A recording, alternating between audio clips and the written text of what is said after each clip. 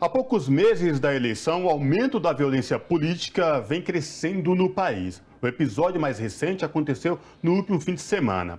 O deputado estadual Rodrigo Amorim, do PTB do Rio de Janeiro, o mesmo que quebrou a placa em homenagem a Marielle Franco em 2018, e um grupo de apoiadores armados tentaram impedir a realização de uma caminhada do então pré-candidato ao governo do Rio, Marcelo Freixo. Para falar com a gente e analisar esse atual momento de violência política no país, o Revista Brasil TVT conversa agora com Antônio Carlos de Almeida Castro, mais conhecido como Cacai, que é advogado criminalista. Olá, Cacai, prazer falar contigo, seja muito bem-vindo, tudo bem? Olha, é uma alegria enorme estar aqui com vocês. Eu acho que esse tipo de conversa é fundamental nesse momento grave pelo qual passa o país, onde nós temos um presidente da República que é o maior setor da violência. É normal que assimilem o presidente da República. E, infelizmente, o Bolsonaro não tem, talvez, nem a noção da dimensão do cargo. Essas violências, como essa que você comentou, eu estou fora do Brasil, mas eu participei muito ativamente, que eu estou tentando ajudar um pouco a campanha do Freixo. Nós fizemos imediatamente, para você ter ideia, uma festa contrária a essa violência, em vários grupos que eu faço parte, especialmente junto com um grande advogado amigo meu, Juliano Breda, e em muito pouco tempo nós conseguimos 10 mil assinaturas dessa violência. Então, isso é importante que o Brasil saiba.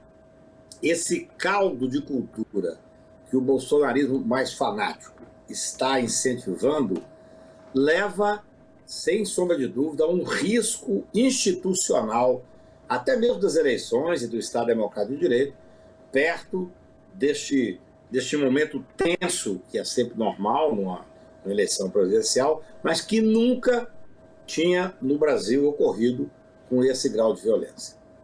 Cacai, a gente está com vários casos acontecendo recentemente.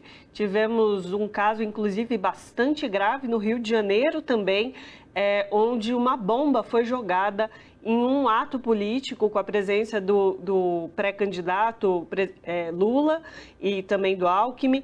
E há pessoas ainda que falam em polarização, né, no país. Como é que a gente pode falar? É possível falar em polarização, sendo que há um lado onde está sendo assassinado, onde está sendo violentado, onde recebe a violência? Como que a gente pode dizer sobre polarização se há um lado que está sendo prejudicado? Olha, quem fala em polarização ou é um covarde ou é alguém que tem uma visão política de extrema-direita e que quer julgar a responsabilidade para cima da gente. Eu estava do lado dessa bomba, eu estava nesse dia, nesse manifesto com Lula e com o Freixo, estava muito perto da bomba, foi um momento de certa tensão. É óbvio que não há polarização. Você falar, por exemplo, na morte desse petista que estava comemorando 50 anos, Marcelo Arruda, Marcos Arruda, e que foi brutalmente assassinado por um bolsonarista que não o conhecia, que entrou no aniversário, ele estava do lado da filha dele. As cenas são absolutamente chocantes. Quem fala em polarização é cúmplice desse assassinato. Não há nenhuma polarização. Eu escrevi um artigo hoje, que saiu no Poder 360, em que eu falo até de uma saudade que eu tinha. Eu fui dono do Baqui, era o restaurante mais interessante politicamente da história de Brasília. E eu conto que recentemente, no aniversário do Fernando Henrique, eu mandei para ele uma mensagem carinhosa, dizendo que eu tinha saudade daquele que existia a oposição, mas uma oposição civilizada, uma oposição que nós podíamos confiar de que não seria golpeado por trás. Hoje não há nenhuma polarização. Há um grupo fascista que assumiu o governo, esse grupo do Jair Bolsonaro e algumas pessoas que estão coordenando o país. Ou por uma eu penso que nós temos que analisar duas questões. Existe um grupo que tem afinidade política com o fascismo. Nós temos que dar nome à extrema-direita. E nós temos um grupo que é dinheirista, que está ganhando dinheiro em cima desses bandidos. Esses dois grupos nós temos que enfrentá-los. Não há polarização. Não foi a polarização que fez esse ataque lá no dia da passeada do Freixo. Não foi a polarização jogar essa bomba no dia que eu estava lá do lado do Lula Freixo, e evidentemente não foi a polarização que matou esse militante político e apaixonado pelo Lula e tal, no dia do aniversário. Isso é uma determinação do fascismo. Nós estamos vivendo que talvez... Eu não conheço, felizmente, o fascismo, a não ser por leitura. Sou um homem que procuro me informar. Essa extrema-direita brasileira, que tem que ser dado nome a ela, é uma extrema-direita extremamente perigosa. Não é só uma extrema-direita que vai tentar discutir a questão dos métodos da política, da questão social, não. É uma extrema-direita que não vai abrir mão do poder, mesmo se precisar chegar às últimas consequências. Precisamos resistir.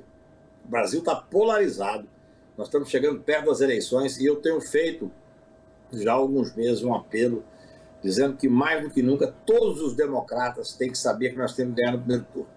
O Ciro Gomes, eu vou fazer um debate com ele no programa dele, eu muito honradamente fui, e ao final ele perguntou o que eu queria falar como despedida, eu disse: Ciro, todos os democratas têm que se unir. Nós temos que ganhar no primeiro turno, porque no primeiro turno é mais difícil que esse fascista desse presidente da República tente impugnar as eleições. Os 2 filhos deles deveriam ter sido eleitos. Nós temos lá alguns governadores de direita, apoiadores dele, que serão eleitos. Agora, se tiver segundo turno e nós formos para o embate com esse cidadão sem limite, sem caráter, sem critério, o Brasil corre um sério risco de uma polarização ainda mais grave. Não se pode falar em polarização política. O que existe é alguém de extrema-direita, com provocação, e um outro candidato. O Lula é uma pessoa impressionantemente paciente. Eu vi uma filmagem que eu recebi, ele ouvindo a senhora lá em Guaranhuns. É incrível a capacidade dele de ouvir o povo nordestino, de ouvir o povo brasileiro. Uma campanha feita sem ódio. Essa é a verdade. Nós estamos tentando trazer a campanha para um lado de racionalidade, de reconhecimento da necessidade de mantermos a institucionalidade. É incrível. Eu virei uma pessoa reacionária. Hoje quero cumprir a Constituição. Eu quero que as pessoas estejam do meu lado para dizer o seguinte: eu quero um Estado democrático de direito. Eu quero manter as instituições firmes. Quem é que hoje faz isso? Eu pergunto para vocês. É o Poder Judiciário. O Poder Legislativo foi cooptado pelo Executivo, na sua maioria, infelizmente. Eu, como advogado, sou um crítico do Judiciário, que é um poder extremamente forte, autoritário, burguês, onde predomina os interesses da classe dominante. Nesse momento, o Poder Judiciário é o poder mais importante do país. É quem faz que nós tenhamos a possibilidade de atravessar esse deserto de ideias e sair do outro lado mantendo um Estado democrático de direito. Até porque, né, Cacá, essa falta de civilidade que vem assolando o Brasil de uns tempos para cá e que você muito bem exemplificou nos tempos de Fernando Henrique Cardoso, presidente da República, e depois presidente Lula como presidente, existia civilidade, existia diálogo, respeito para com a diferença dos seus pares. E hoje não, não existe essa coisa de polarização. O que existe, o que vem sendo firmado é violência. Violência contra o simples fato de você pensar diferente. E isso que não pode acontecer, né? É interessante. Esse artigo que eu escrevi hoje, eu até Piantella, como eu disse aqui, e nós tínhamos uma propaganda que era assim, Piantella. E era linda a propaganda, tinha 2 copos de champanhe imitando o Congresso Nacional, o prato para baixo e para cima imitando o Congresso e o Senado, e a frase: aqui, oposição e situação sentam na mesma mesa. É isso que nós temos que ter, é o diálogo institucional. Nós temos que resgatar a possibilidade de discutir as questões de fundo no Brasil. Infelizmente, o que nós estamos vivendo é uma extrema dificuldade de conviver com esses fascistas. Eu, já há algum tempo, nos artigos que escrevo semanalmente, tenho dito que eu não estou conseguindo conviver há mais de 6, 7 meses com o fascismo. O cara senta na mesa, lá do meu grupo do WhatsApp, com muita intolerância, eu tenho que sair do grupo muitas vezes. Eu não quero fazer esse embate. Agora, a covardia é algumas pessoas ainda da grande mídia, que têm acesso à grande mídia, falar que é uma polarização. Não, não há polarização. Veja bem, no episódio lá da morte desse rapaz no dia dos 50 anos de aniversário, a delegada terminou o inquérito em dia sem escutar e sem ouvir e sem ler o que estava no WhatsApp das pessoas, dizendo e se esquecendo de falar na criminalização da violência daquele cidadão bolsonarista. Felizmente, o Ministério Público apresentou a denúncia fazendo uma visão diferente, dizendo claramente que o que ocorreu ali foi uma intransigência democrática, ou seja, a pessoa não sabe conviver com o contrário. Eu tenho muita preocupação com esse momento agora, assim como eu estou dizendo, eu estava lá no dia com Lula e Freixo, quando explodiu a bomba, eu já estava fora do Brasil, mas falei imediatamente com o Freixo e com a Antônia, a esposa dele, quando houve esse movimento de tentativa de agressão nessa caminhada dele, através desse cidadão aí, que é um fascista reconhecido, um fascista que se gaba de ter quebrado covarde, né? Quebrado a placa da Marielle. E essa vai ser a nossa dificuldade, é não entrar na provocação. Nós não podemos entrar nessa provocação. A sociedade não ganha nada com isso e a democracia não ganha nada com isso. Agora, esse é o caminho mais delicado, né? Nós não podemos... Meu pai, que era um homem do interior de Minas Gerais, um homem que não tinha uma cultura de vida fantástica, ele às vezes falava, olha, você tem que andar não tão rápido que pareça covardia e não tão devagar que pareça provocação, em algumas circunstâncias. É o que nós estamos vivendo agora. Nós não podemos afrontá-los, mas também não podemos ter medo, não podemos fugir. Porque senão é a agressão contra a sociedade que não vai ter resposta. Nós daremos a resposta, especialmente nas ruas do dia 2 de outubro, derrotando esses fascistas. Isso é que nos interessa. Cacai, você está falando aí de uma postura para evitar esse processo da escalada de violência política nesse período pré-eleição. Estamos aí há 2 meses, o sangue ainda vai ferver bastante até as eleições, né? Muita coisa vai acontecer. Você também já disse sobre a atuação do Poder Judiciário, do que ele pode fazer. Queria lhe perguntar sobre outras instituições. Que outro tipo de ação poderia ser tomada nesses casos, se alguma organização, entidade, poderes, como que os poderes deveriam lidar com isso? Olha, essa é uma pergunta que em si já traz uma resposta e ela é muito importante. Por exemplo, agora terça-feira eu fui chamado para poder ajudar a coordenar uma reunião que vamos ter com o Fachin, do Grupo Prerrogativas, que eu tenho a honra de fazer parte, para poder nos colocar à disposição para discutir exatamente essa agora de como enfrentar a violência nas eleições. Eu, infelizmente, não vou estar presencialmente, porque eu tenho compromisso em Paris, daqui eu estou em Zurique, vou a Paris, mas pretendo participar, embora não presencialmente, porque é importante que haja essa participação. O Grupo Prerrogativas tem tido essa preocupação. Eu digo assim, veja só como o Brasil está carente. No dia que teve essa violência com o Freixo, na passeata, eu estava fora e imediatamente fiquei sabendo, eu fiz um texto junto com o Juliano Breda, repito aqui, em muito pouco tempo tínhamos 10 mil assinaturas, eu faço parte do grupo de literatura e liberdade com os principais intelectuais e artistas do Brasil, todos assinaram, ou boa parte assinou. Ou seja, nós temos que reagir e colocarmos à disposição dessa luta democrática.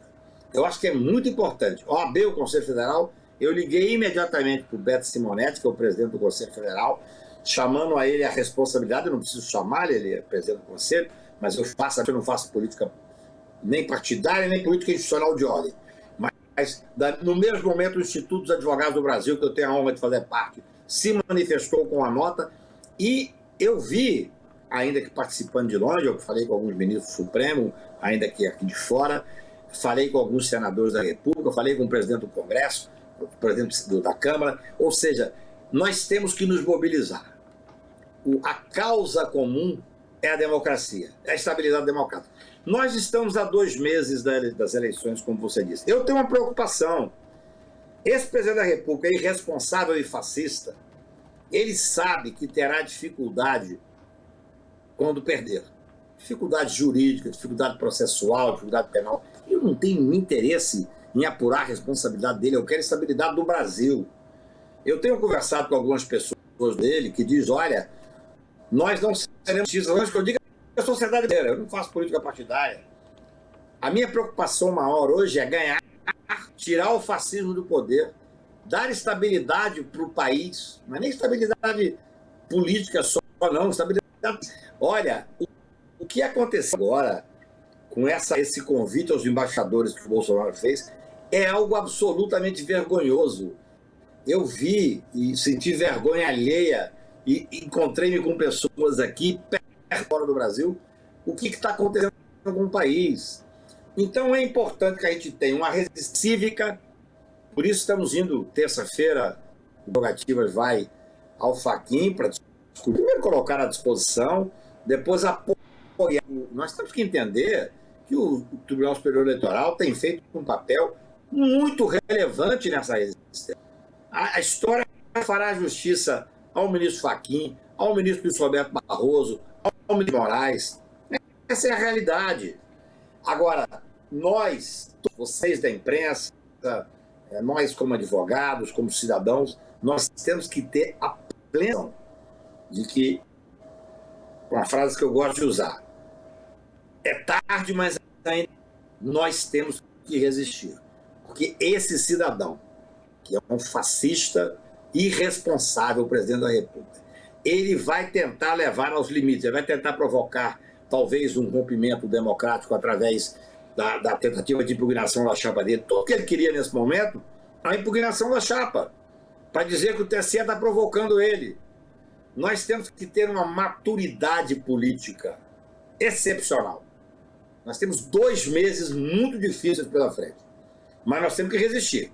E o que você pergunta, o que fazer? É o apoiamento das instituições democráticas, seja através de prerrogativas, por exemplo, como eu faço, seja através do OAB, que eu chamei a atenção, seja através do IAB, que fez uma nota. Eu fiquei impressionado e feliz de ver a quantidade de entidades no Brasil que tomaram essa defesa da democracia.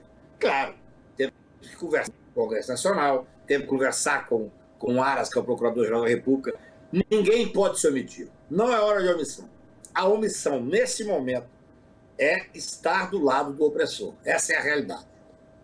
Perfeito. Então, conversamos com Antônio Carlos de Almeida Castro, mais conhecido como Cacaia, que é advogado criminalista. Cacaia, muito obrigada mais uma vez pela sua participação aqui no Revista. Uma alegria enorme. Eu estou sempre à disposição, porque eu acho que é o que nós temos que fazer na sociedade. Quer discutir, quer nos expor, quer trazer um pouco de esperança num momento tão confuso. E vocês fazem isso muito bem. Parabéns. Abraço, Cacaia. Abraço.